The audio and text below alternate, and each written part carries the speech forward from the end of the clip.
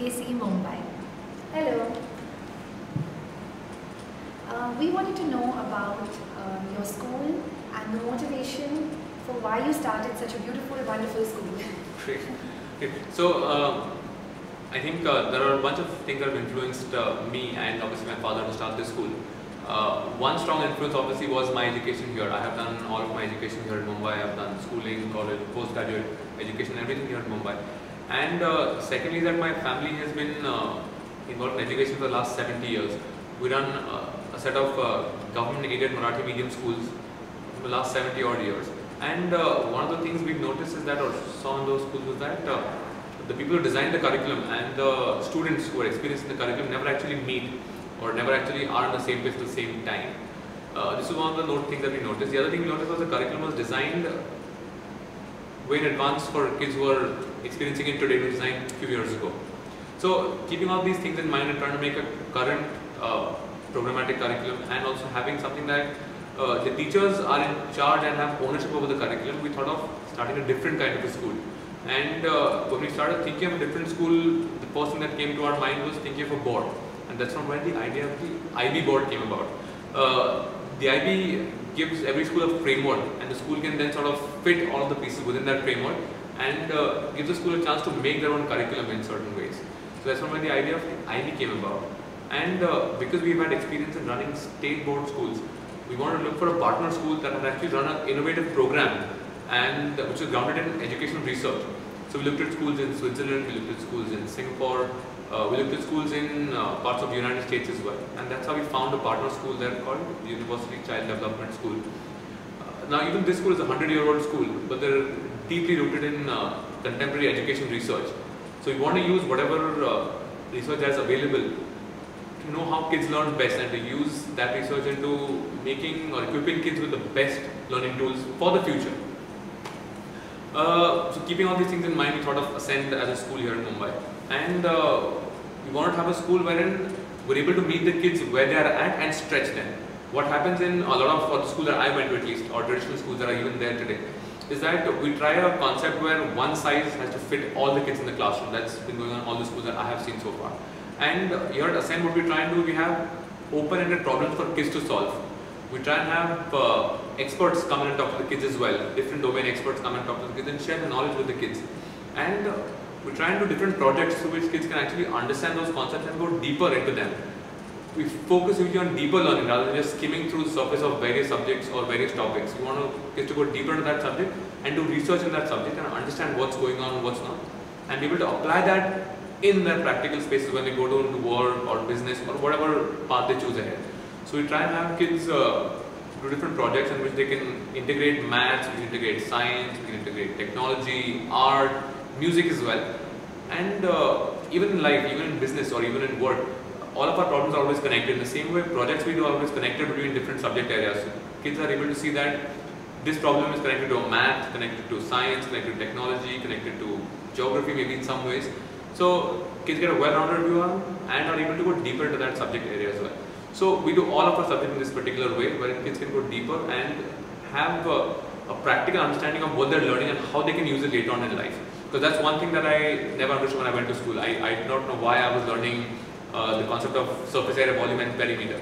But when our kids learned those concepts, we had an architect come and talk to them and tell them that he uses volume, surface area and perimeter every day in his day-to-day life.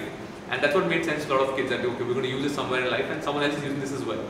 So we try and talk to kids and appeal to their logic as to why are we doing this and how are we doing this. And kids want to learn. At the bottom of everything, kids want to learn new things, they want to do different things. And as long as we're able to engage them in different ways, I think we're doing our job in the right way. I just was wondering, how do you choose your teachers for the school? Because they need to align with your vision. That's a great question. I think that's one of that's the most important thing in the whole school, or if I put it this way, that that's the most important variable in the whole equation of the school. If we don't have good teachers or great teachers in the school doesn't make any sense, I feel personally at least. So as leaders, we can say whatever we want, we can do whatever we want. But the teachers aren't in line and aren't the great teachers that we want them to be, the school is a successful school in the long run. So we make sure this in multiple ways, not just one way. One thing is we want to hire the right people. So when we're hiring people, we're looking for people who are flexible thinkers, people who are researchers themselves, and love to work with kids. Those are three of the most important criteria we look for people when we hire them. Even in a hiring process, we don't just hire people based on an interview where we sit across the table and meet them. We see how they work with kids. So we have them do a class with our kids and see how they are interacting with kids and talking to kids as well. Because we want to see how they're in the classroom rather than just in a one-to-one personal interview.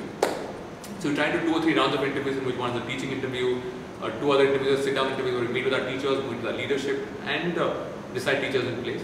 And we're trying to build an organization which is a culture-based organization. We're trying to build a culture of collaboration and working togetherness. So teachers have ownership of what they're doing. Teachers know when what's happening, when what's not happening as well. And if there's a meeting and if one of the leaders doesn't go for the meeting, it's not that the meeting doesn't happen or it's postponed to the next time. The meeting will still happen because everyone has ownership, everyone knows what's going on and is aware of what the next steps are. So you want to equip teachers with autonomy, with ownership, with as much tools as possible as they can set up a culture of collaboration, working together, where it's not a person-dependent organization. Because a lot of workplaces, schools, colleges I've seen are person-dependent, are dependent on one particular individual. Right from the onset, we did not want a person-dependent school and organization. That's why we built a place where there's a culture of working together in collaboration, wherein it's not one person dependent on all the people in the team that are there. And that's how I think we want our kids to set their lives up as well. It's that they need to work with everyone and work collaboratively rather than working individually in silos.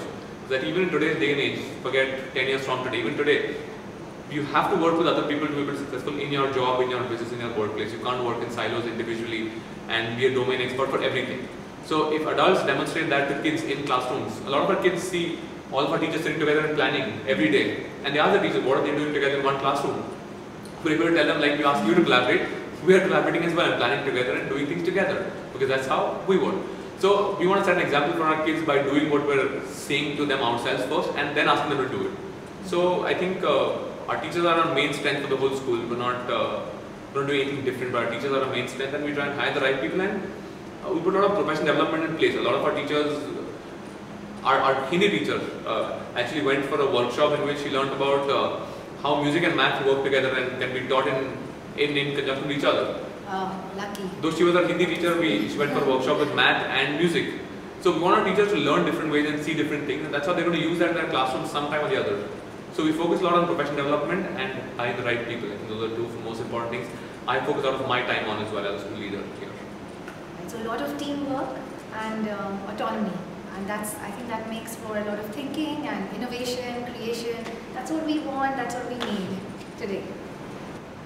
So Mr. Aditya, please tell us something about the children and what is the goal that you have in mind as far as the children are concerned. One of the really early discussions we had about starting the school was we wanted kids to love learning. That was one of the biggest pivoting or pillars for starting or founding the school, is that we want kids to love learning and enjoy learning.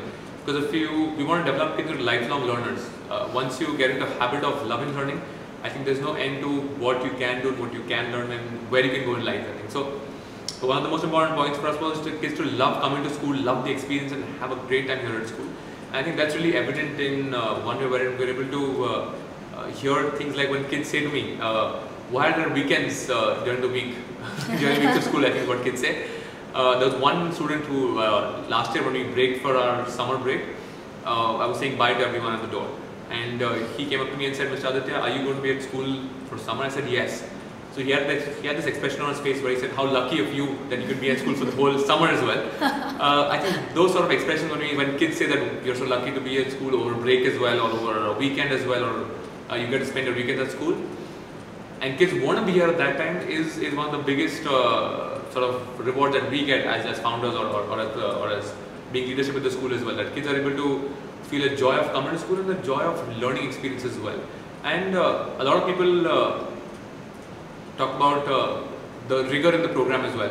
So we want kids to experience rigor in learning rather than just a rigor of giving a particular exam or giving a particular test. We want kids to experience the rigor in learning. By rigor in learning, what I mean is that learning happens from the teacher, it can happen from a student, it can happen by kids doing their own research as well. So a lot of times we have teachers in the class model a fact that, "Oh, I don't know what that means, should we look it up together?" So kids get into this habit of looking up things on their own as well, because we, even in life, there isn't one person who knows it all or be it all or has all the knowledge. You have to seek knowledge through different ways and different means. So we try and have kids do research on their own, look at books in the library, go onto the internet, look at different things on the internet, and obviously ask their peers and teachers for whatever help they can. But we emphasize this fact that rigor at our school does look different. We want kids to be thinking of what they're doing as well and why they're doing it. That's one of the most important things we sort of talk about all the time, as to why are we doing this and how will we do this. So even when kids are studying concepts like cost price, selling price and contribution, we're actually doing a real life project when kids are actually designing a product, taking a product to the market, understanding what the needs of the market are before going to the market obviously, looking at what the other comparable products are selling at, and then deciding a price for the product and seeing how it can be sustainable.